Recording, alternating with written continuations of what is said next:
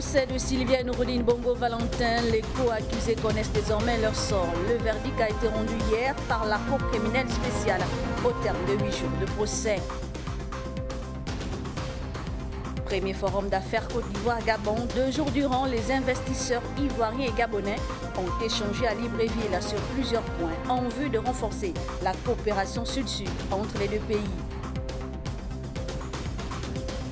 Un réseau de fabricants de glaces impropres à la consommation démantelé au quartier Dragage par les agents de l'inspection générale municipale. Ce sont là les titres du journal. Le développement juste après cette transition.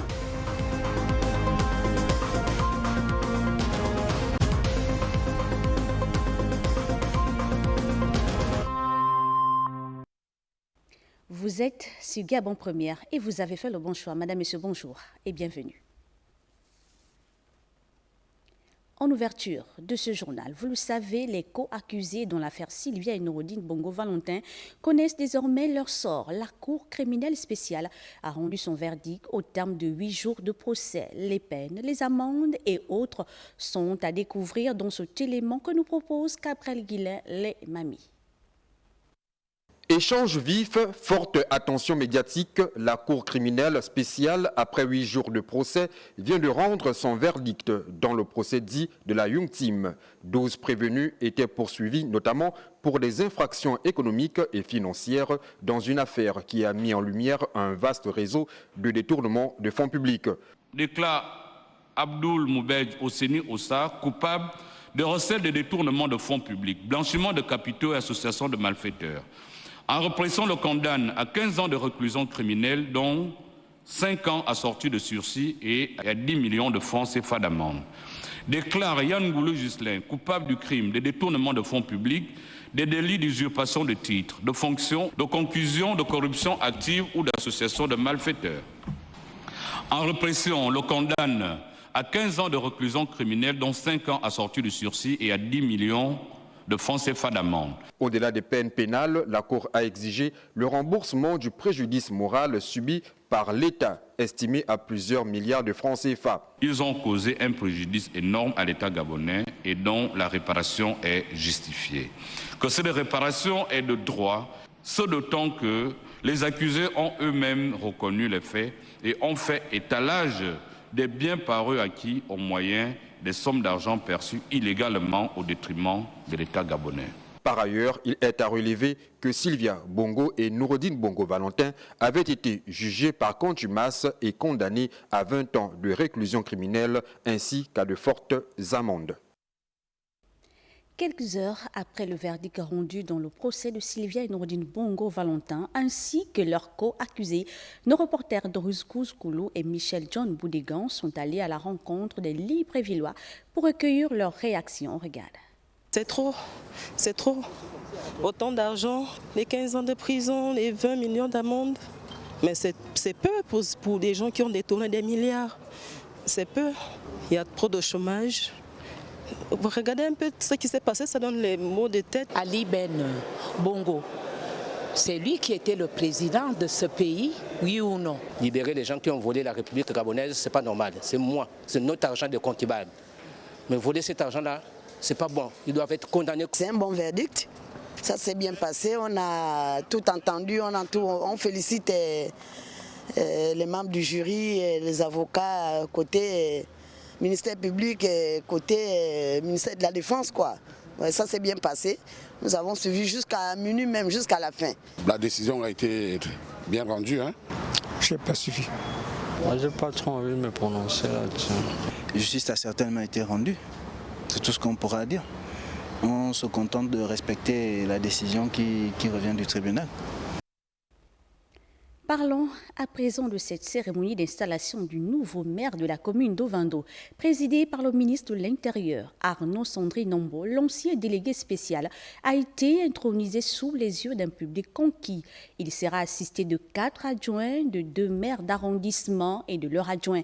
La nouvelle équipe municipale est désormais en ordre de marche pour répondre aux attentes des citoyens. Le point de cette actualité avec Chérel Bogota, Gérard Magnénia. Arnaud Sandri Nombo reçoit l'écharpe tricolore, symbole de son autorité. Le vainqueur des municipales est intronisé 4e maire élu de l'histoire de la commune. Il est le nouveau chef de file d'une équipe dont les objectifs sont bien fixés. L'autorité municipale doit être visible et identifiable. Le redressement financier de la mairie passera par l'initiative et la digitalisation. La lutte contre l'insalubrité est une priorité nationale. L'échec sur ce point ne sera pas toléré. Vous n'aurez alors que 2 possibilités. Réussir et réussir. Celui qui est connu pour être pragmatique et à l'écoute sera assisté de 4 adjoints, de 2 maires d'arrondissement et leurs adjoints, pour servir avec proximité, efficacité et transparence. Je crois humblement que nous devons collectivement prendre 3 engagements fondamentaux. Le premier engagement, c'est celui de l'exemplarité. Le deuxième engagement, c'est celui de l'intérêt général. Le troisième engagement, c'est celui de conforter l'identité de notre commune au sein du Grand Libreville. Ovendo doit être une ville solidaire, performante et ambitieuse, pleinement actrice du développement de notre capitale élargie. Le nouveau magistrat de la ville n'est pas un inconnu dans la gestion locale. Pour avoir initié plusieurs projets et réformes en tant que délégué spécial, il connaît bien les principaux dossiers en cours et leurs enjeux. Comme inscrit en titre à Libreville, 2 opérateurs économiques de nationalité malienne ont été interpellés au quartier Dragage par les agents de l'inspection générale municipale. Ils fabriquaient des glaces à base de produits impropres à la consommation. Un reportage d'Oris Cruz Koulou Estandégé, Manika. C'est dans cette pièce totalement dépourvue de normes d'hygiène que 2 opérateurs économiques de nationalité malienne fabriquaient des glaces destinées à la vente à travers les artères de la capitale gabonaise. Pour faire les glaces, on fait farine, arôme, colorant, le lait, avec le sucre. Un cocktail dangereux pour la santé. La qualité de l'eau qui s'utilise, qui n'est pas propre à la consommation. Des arômes, certains étaient encore bons et d'autres complètement expirés depuis le 5 mai. Des corrollants alimentaires, corrollants qu'on utilise généralement à la cuisine pour assaisonner des poulets, ce que nous avons trouvé. Il y a encore l'argent ici.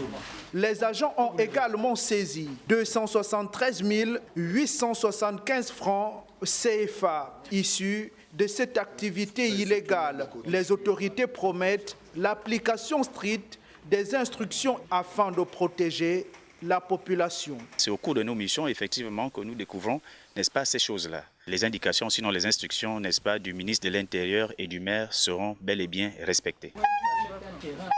Les glaces qui attirent chaque jour l'attention des enfants cachaient en réalité un véritable danger sanitaire. Quant aux 2 mises en cause, ils seront présentés devant les autorités judiciaires dans les prochaines heures.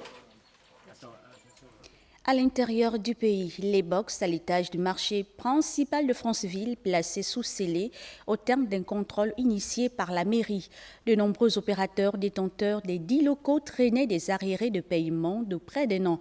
Le montant de la location est élevé selon l'avis des commerçants. Le point avec nos correspondants Guy Madjoupa, Sanguetaba et Mejoël à Djaï.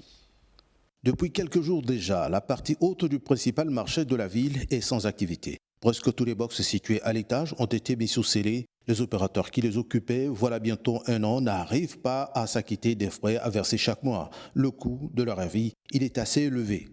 Le prix du box au marché de Franceville varie entre 60 et 70 000. Il y en a qui vont même jusqu'à 150 000, 200 000 par mois. Quand on nous a donné les clés, nous avons payé la caution sans connaître les difficultés que nous devons avoir. La gestion du marché de Potos-Songungulu, principal pourvoyeur des recettes dans cette cité administrative, c'est l'un des dossiers auxquels les nouvelles autorités municipales auront à faire face dès janvier prochain.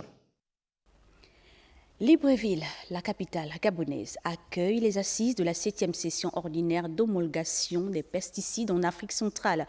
3 jours de conclave afin d'assainir la production agricole en vue d'une utilisation saine des pesticides. Plus de précisions avec Lardingue Mamba Guy Serge, dit Zambou. 7e session ordinaire d'homologation commune des pesticides en Afrique centrale. Libreville, la capitale gabonaise, accueille les pourparlers.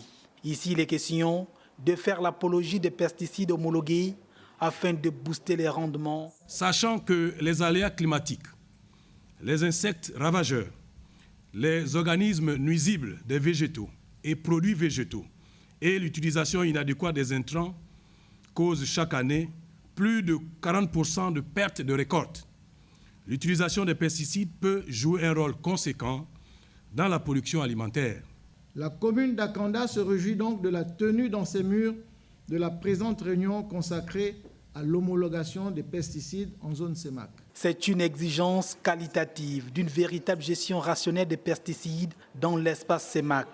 Une démarche qui permet de minimiser les risques sanitaires et environnementaux.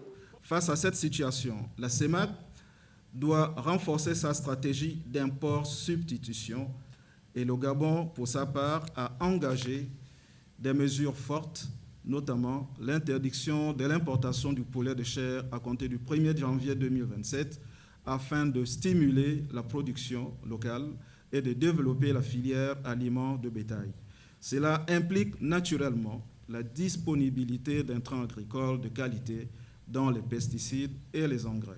Utiliser les pesticides illicites, c'est menacer la sécurité alimentaire des 55 millions d'habitants de la zone CEMAC. 72 heures de conclave, 52 dossiers examinés afin de déterminer la potabilité des intrants. Et pour la suite, l'Organisation des Nations Unies pour l'alimentation et l'agriculture, en partenariat avec les pays de la CEAC, ont ouvert à Libreville les travaux de la 18e réunion de l'équipe multidisciplinaire en Afrique centrale, placée sous le thème « La résilience climatique à travers la gestion durable des ressources naturelles ».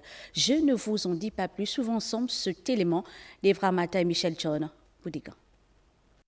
La résilience climatique et la gestion durable des ressources naturelles sont des leviers essentiels pour protéger les écosystèmes, stabiliser la production agricole, améliorer les régimes alimentaires et assurer le développement durable. La gestion durable des ressources naturelles doit rester un objectif majeur pour renforcer la résilience climatique. Elle permet en effet de s'adapter aux impacts du changement climatique et d'atténuer ses effets en protégeant les écosystèmes, valorisant leurs services et en réduisant la vulnérabilité des communautés. Dans un contexte des ressources naturelles partagées, la synergie des États membres de la CAC avec les autres acteurs, la protection de l'environnement est recommandée pour des résultats probants. Cette approche intégrée illustre parfaitement la vision de la CEAC de faire de la résilience climatique et de la gestion durable des ressources naturelles les fondements de la transformation productive et agro-industrielle de l'Afrique centrale. Le Gabon reste déterminé à poursuivre ses efforts pour la protection de la biodiversité. Gabon, dans la politique de gestion durable des forêts et le plan national d'affectation des terres, PNAT, illustre la volonté d'équilibrer production agricole, préservation des écosystèmes et lutte contre la déforestation.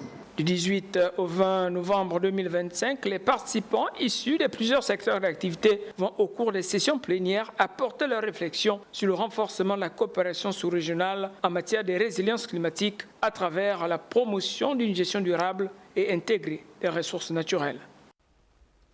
Parlons à présent de la sous-région avec un événement d'un genre nouveau qui attire l'attention. Il s'agit des Olympiques du marché financier de l'Afrique centrale, une initiative ambitieuse qui allie pédagogie, compétitivité et excellence au service de la culture financière et du développement des compétences. Le déroulement de cette activité avec Esmine Kayumba et Pierre Claver est là. Devant un public composé de jeunes, d'étudiants et de passionnés d'économie, les Olympiades ont officiellement débuté avec un objectif clair, sensibiliser les participants au rouage du marché financier et leur offrir une meilleure compréhension des mécanismes qui structurent l'économie de la sous-région. Les Olympiades de l'Afrique centrale consistent à organiser une compétition entre les universités. Donc ça se déroule en deux parties. La première partie, la COSUMAF a invité tous les acteurs financiers. Vous avez des sociétés de bourse, vous avez aussi des fonds de placement commun qui ont une expérience, donc qui expliquent aux grandes écoles de Libreville, vous les connaissez, l'USO, l'ENA, l'ENSET, l'UOB, l'Institut de gestion, comment fonctionne la bourse. L'événement vise également à valoriser les talents émergents dans les domaines de l'économie, de la finance et de la gestion. À travers ateliers, épreuves et sessions interactives, ces Olympiades encouragent la créativité, l'analyse et l'esprit de compétition constructive. La deuxième phase, on demande aux étudiants de répondre à des questions sous forme de QCM et les meilleures écoles ont droit à des trophées. Donc l'objectif c'est les mettre en compétition et que le public sache que sur Libreville, nous avons des écoles qui ont une vocation boursière ou ont un appétit à la gestion boursière. Une ouverture prometteuse pour des Olympiades qui ambitionnent de former une nouvelle génération d'acteurs économiques plus outillés, plus informés et pleinement engagés dans l'avenir financier de l'Afrique centrale. Ouverture du premier forum d'affaires Côte d'Ivoire-Gabon. Durant 2 jours, les investisseurs ivoiriens et gabonais auront des rencontres B2B. Il s'agira également de renforcer la coopération sud-sud qui pourrait être vue comme un véritable modèle économique réussi. Les temps forts de la cérémonie inaugurale dans ce reportage signé Fernand Zanvé Ludovic Bitégué. Multiplier le commerce bilatéral entre la Côte d'Ivoire et le Gabon, identifier des leviers de croissance, voici les leitmotifs de ce premier forum d'affaires Côte d'Ivoire-Gabon via les rencontres B2B et B2J. La classe politique ivoirienne et gabonaise ont pris part à ce premier sommet d'affaires. La tenue de ce forum est l'expression concrète de la volonté politique de nos 2 chefs d'État, leurs excellences, Alassane Ouattara et Brice Clotaire Oligui Nguema, qui ont souhaité une nouvelle étape, que celle-ci soit franchie dans la construction d'un partenariat sud-sud exemplaire, fondé sur la solidarité, la complémentarité économique et l'ambition partagée de bâtir des économies résilientes, compétitives et souveraines. Ce forum marque une étape majeure dans la construction d'un axe économique stratégique entre l'Afrique centrale et l'Afrique de l'Ouest. À ces assises, les garants de la diplomatie ivoirienne et gabonaise ont fait cette invite. La Côte d'Ivoire et le Gabon, depuis les pères fondateurs, Félix Houphouët-Boigny et Léon Mba, puis El Hadj Omar Bongo, partagent une vision commune du développement fondée sur la stabilité, la bonne gouvernance et l'intégration régionale. Dans un monde de plus en plus marqué par les incertitudes, les convulsions multiples, la compétition globale et les défis environnementaux, il paraît opportun d'examiner ensemble les voies menant à une suppression réciproque de l'obligation de visa. Le FACIGA, dans son acte premier, augure des partenariats gagnant-gagnant entre investisseurs ivoiriens et gabonais. Gabon Télévision vous prend le pouls avec le programme culte de santé Allo Docteur. Oui, allô? Bonjour docteur. Intervenez en direct, par téléphone, ou posez vos questions aux spécialistes sur nos réseaux sociaux. Le grand retour de Allo Docteur, bientôt sur votre chaîne. Vous l'avez compris, la santé en bonne place dans ce journal. Dans le cadre de la campagne Novembre Bleu, l'ANIF a organisé une séance de sensibilisation à son siège dans le but d'informer, prévenir et encourager les hommes à se faire dépister. Une campagne qui s'est tenue en présence du directeur général et de la présidente du conseil d'administration de la dite agence. Enfin, on fait le point avec Bienvenue Nelkem et Gérard Magnagne. La lutte contre les cancers masculins se poursuit au Gabon et l'Agence nationale des infrastructures numériques et des fréquences marque sa participation à travers la campagne Novembre Bleu. Nous avons pris la responsabilité, nous avons fait le choix d'investir d'abord dans le social, c'est-à-dire de vous donner une assurance maladie. Mais j'aimerais que vous utilisiez cette assurance maladie pour la prévention. Dans une ambiance studieuse autour du médecin spécialiste pour mieux comprendre les risques, les signes d'alerte et surtout l'importance du dépistage précoce. Messieurs, lorsqu'il y a quelque chose qui ne se déroule pas bien dans votre organisme, on vous demande de vous rapprocher d'un médecin pour pouvoir creuser, chercher, savoir ce qui se passe et mettre une étiquette à cette anomalie. Aujourd'hui, on recommande systématiquement ici, dans notre contrée, avec notre expérience, 45 ans de dépistage. Ceux qui peuvent le faire à 40 ans, ce n'est pas mauvais, parce qu'on s'est retrouvé malheureusement avec des jeunes, un jeune, 37 ans, parce que son père et les frères de son père avaient un cancer de la prostate. Donc, on recommande 45 ans, même si on peut descendre à 40 ans, c'est tout aussi bien. La séance interactive a permis aux participants d'échanger librement avec l'expert. Ressort de cette séance de sensibilisation très édifié. C'est quelque chose qu'il faut répéter. Et je tiens quand même à signaler qu'elle vient à la suite de ce qui a déjà été fait le mois dernier concernant Octobre Rose. Donc c'est bien pour le personnel, ce sont des opérations à répéter pour le bien-être des agents. En plus de la sensibilisation et du dépistage, une séance de fitness est prévue ce week-end au siège de la Nymphe. L'occasion de joindre prévention et activité physique dans la continuité de cette initiative santé. Dans l'actualité sociale, l'association Aide multiplie ses actions en faveur des tout-petits. Ce week-end, une délégation était à la halte garderie d'Oyem pour remettre un important lot de dons destinés à améliorer les conditions d'accueil des enfants. Une visite des lieux et l'installation officielle du bureau provincial ont également marqué cette journée. Retour sur cette initiative solidaire avec Candy Mécui. Des produits d'hygiène, du matériel de nettoyage et de la laiterie. Autant d'articles essentiels offerts pour améliorer le quotidien des enfants et du personnel encadrant. Un geste salué par l'équipe pédagogique qui voit en cette initiative un véritable soutien à leur mission. De mon moment, la toute première fois que j'assiste à un tel événement, vous me dites que c'est petit, mon Dieu. De mon moment. Pour les responsables de l'association, ce don s'inscrit dans une démarche durable, celle d'accompagner l'éducation et la protection de la petite enfance dans la province du Wollentem. Donc arrivé ce matin à Oyem pour installer la coordination de la province de Wollentem. Et en marge de cette installation, nous avons tenu à rendre une visite à la garderie, celle d'Oyem 1, Oyem 2, Oyem 3, avec une modeste contribution.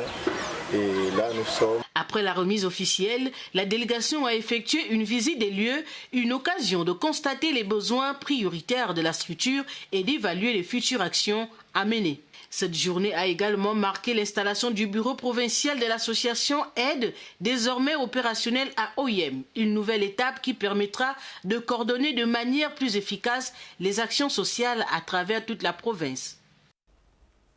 Retour à Libreville, la journée internationale de l'étudiant a été célébrée récemment à l'université Omar Bongo. Une édition placée sous le signe de l'engagement social, en présence des autorités rectorales et de plusieurs responsables administratifs. Le point de cette rencontre avec Doris Kouzkoulou et Évariste Ndou Toumo.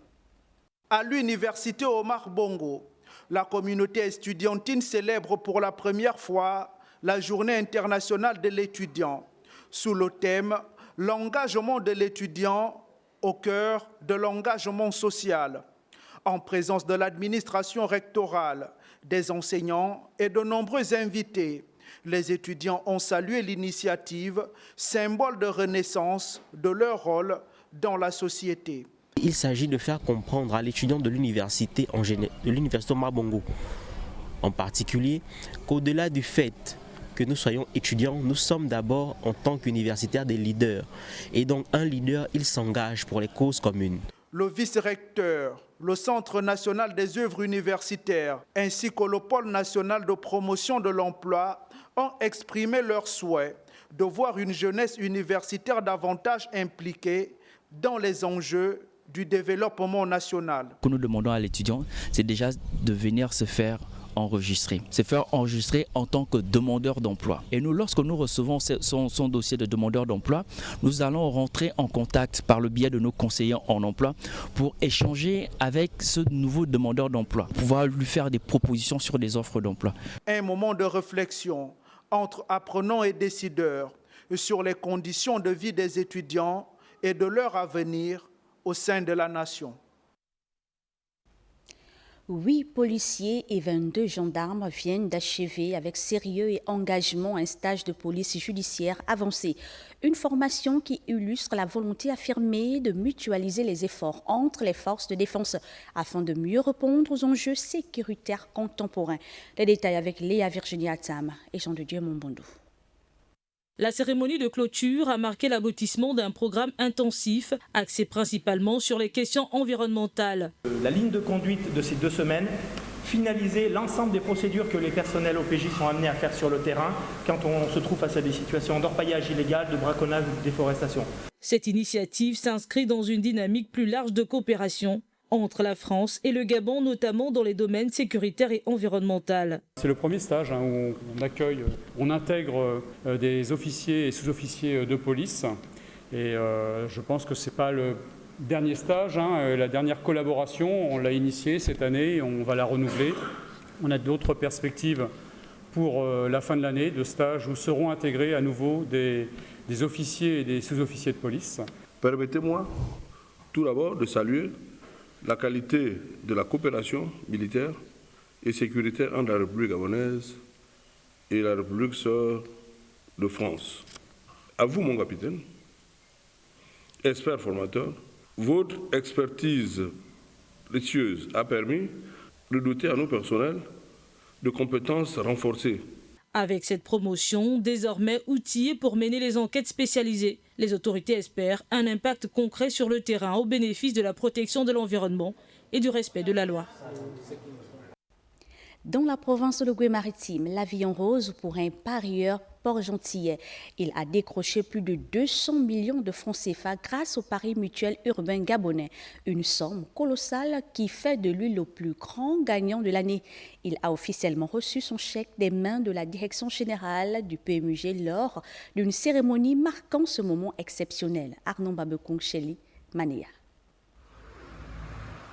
C'est un véritable conte de fées qui s'est écrit à Port-Gentil. Un parieur vient de remporter le plus gros gain jamais enregistré au Gabon depuis le lancement de la masse commune internationale du Quintet Plus en décembre 2018. Avec une mise initiale de seulement 500 francs CFA, il a empoché une somme de 287 975 900 francs CFA et devient ainsi le plus gros gagnant de l'année 2025. Un exploit qui confirme l'adage selon lequel la fortune sourit aux audacieux. Cette performance démontre qu'avec une petite mise, chacun peut rêver grand et espérer transformer sa vie.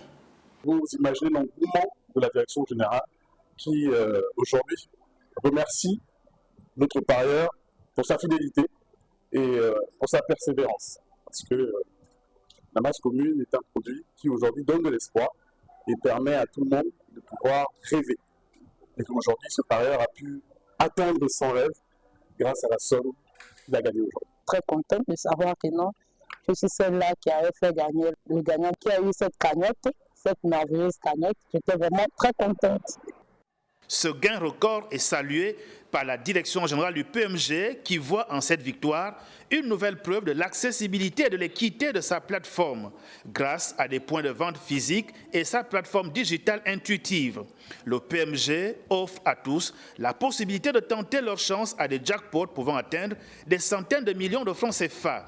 Une histoire qui sans doute inspirera d'autres parieurs à croire en leur étoile.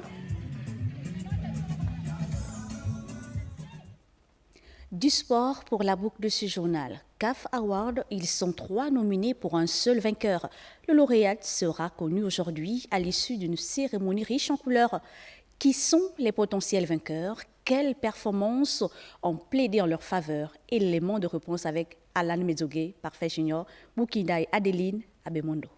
La dernière ligne droite des CAF Awards a livré les trios de chaque catégorie, de cette distinction majeure qui célèbre les meilleurs joueurs, entraîneurs et équipes du continent africain. Pour les finalistes côté meilleurs joueurs, 3 noms ont été portés par la Confédération africaine de football. Mohamed Salah, Achraf Hakimi et Victor Osimhen sont en lice. Ces 3 joueurs ont chacun pour leur part brillé en club et en équipe nationale. Salah apparaît dans cette liste après avoir réalisé la saison 2024-2025 à Liverpool. Un titre de Premier League, 29 buts, 18 passes décisives en 38 titularisations. Le Pharaon a également joué un rôle primordial dans la qualification de l'Égypte pour le Mondial 2026. Osimhen aura lui aussi brillé de mille feux à Galatasaray. Victor a claqué 37 réalisations en 41 matchs, machine à scorer. Leader naturel, l'attaquant nigérian continue de jouer les premiers rôles en club et en sélection avec les Super Eagles.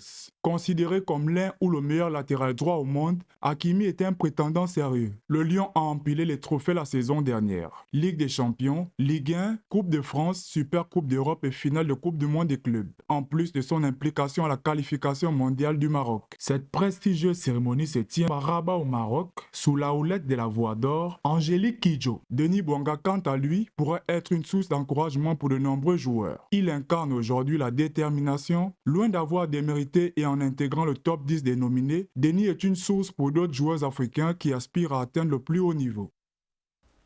Voilà qui vient mettre un terme à ce journal. Merci de l'avoir suivi. Bonne suite de programme sur Gabon Première. Je vous retrouve demain à la même heure, même canal. Au revoir.